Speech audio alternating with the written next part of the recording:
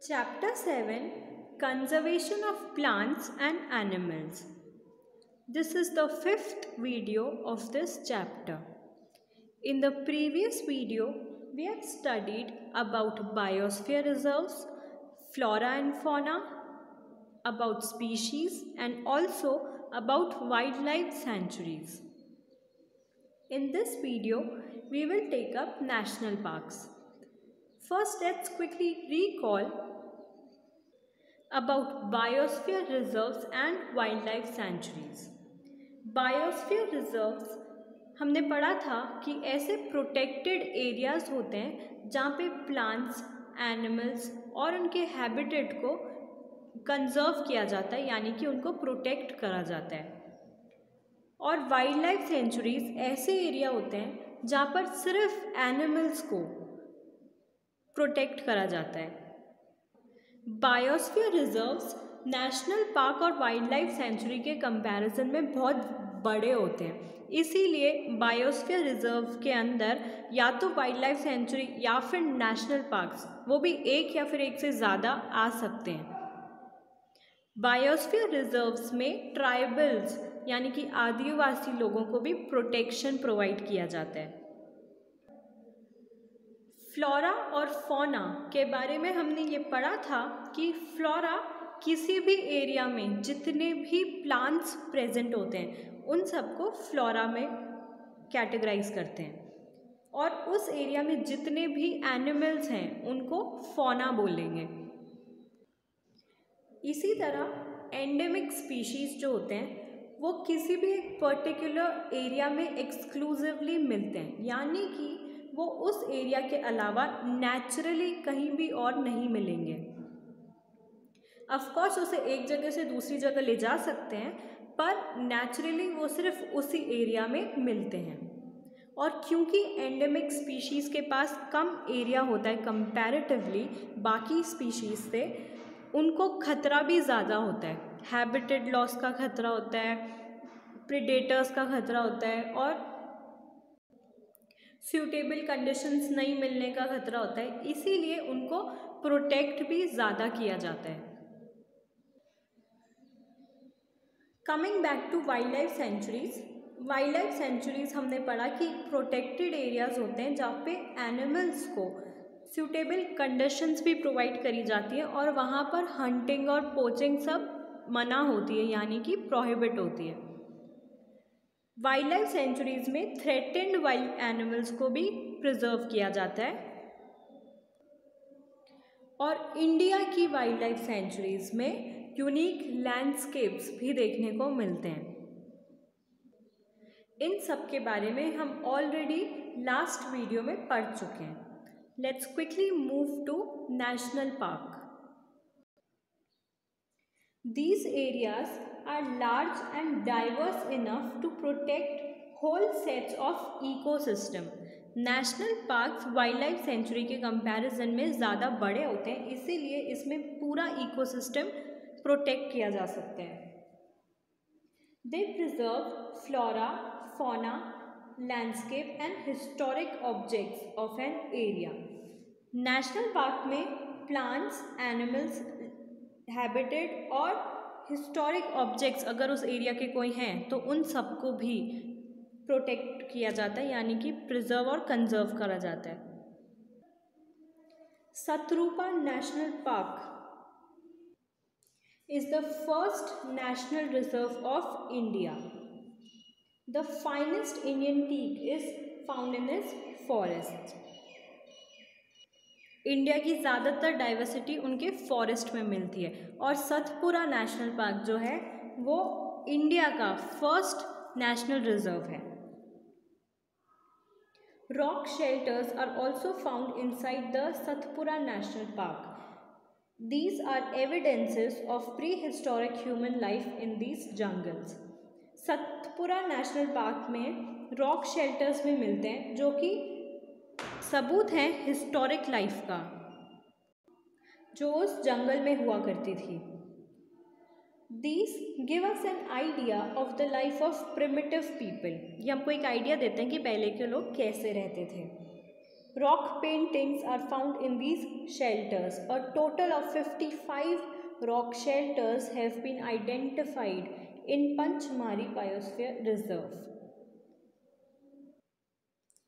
Figures of animals and men fighting, hunting, dancing and playing musical instruments are depicted in these paintings. उन paintings में क्या क्या बनाया गया है?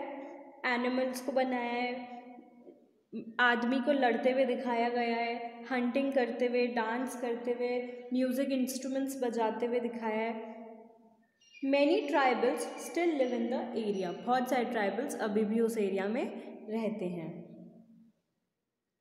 Satpura tiger reserve and Project Tiger was launched by the country. The objective of this project was to ensure the survival and maintenance of the tiger population in the country. Tigers extinction की कगार पर पहुंच गए थे, इसीलिए उनको conserve करना बहुत इम्पॉर्टेंट हो गया था.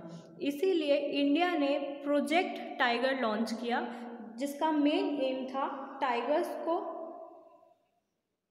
प्रोटेक्शन देना उनके सर्वाइवल के लिए और उनके मेंटेनेंस के लिए. Tiger is one of the many species which are slowly disappearing from our forests. Tiger की तरह बहुत सारे और भी स्पीशीज़ हैं जो हमारे फॉरेस्ट में से धीरे धीरे डिसअपियर होते जा रहे हैं. But the Satpura tiger reserve is unique in the sense that a significant increase in the population of tiger has been seen here. लेकिन सतपुरा टाइगर रिजर्व में टाइगर्स की पॉपुलेशन इंक्रीज़ होती जा रही है क्योंकि उनको कंजर्व किया गया है और उनको प्रोटेक्ट किया गया है.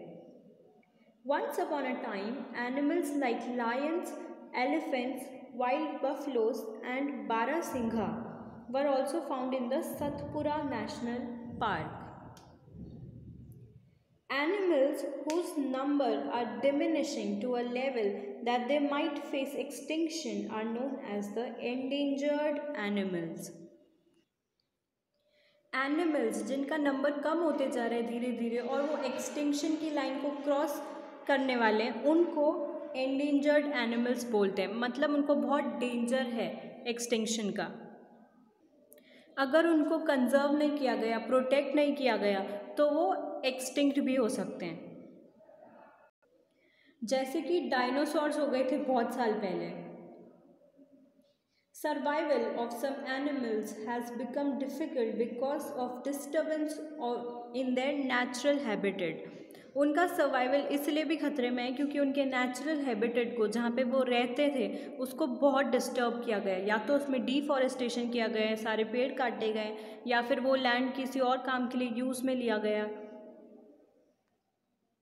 नेचुरल मिस हैपनिंग्स भी हो जाती है कई जगहों पे. फॉरेस्ट में फायर लग जाती है, ड्राउट्स, फ्लड्स, ये सब उसका हैबिटेट डिस्टर्ब कर देते हैं. Small animals are much more in danger of becoming extinct than the bigger animals. और सिर्फ बड़े एनिमल्स को ही नहीं, स्मॉल जो छोटे छोटे एनिमल्स हैं उनको भी एक्सटिंक्शन का खतरा है. At times, we kill snakes, frogs, lizards, bats and owls ruthlessly without realizing their importance in the ecosystem. हम कभी कभी सांप को, फ्रॉग को, लिजर्ड को और बैट्स को बहुत ईजीली मार देते हैं और हमको ये रियलाइज़ भी नहीं होता कि वो इकोसिस्टम के लिए कितने ज़्यादा इम्पॉर्टेंट हैं. By killing them we are harming ourselves. उनको मारकर हम खुद को ही प्रॉब्लम में डाल रहे हैं. They might be small in size but their role in the ecosystem can not be ignored.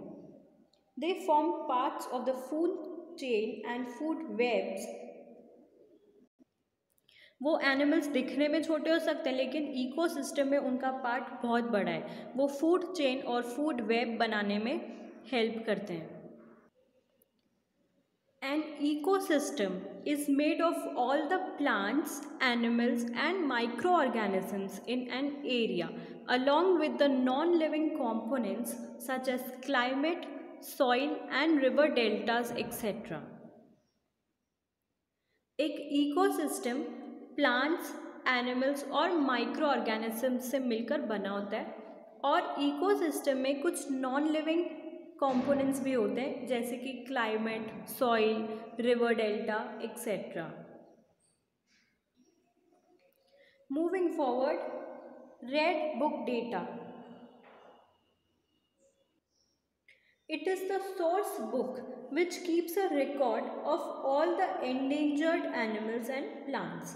There are different red data books for plants, animals and other species. Red data book एक ऐसी book है जो record रखती है endangered animals और plants का. और red data book हर animal, plant और दूसरे स्पीशीज़ के लिए अलग हो सकती है. This was all about national parks. In the next video, we will take up migration, reforestation and recycling.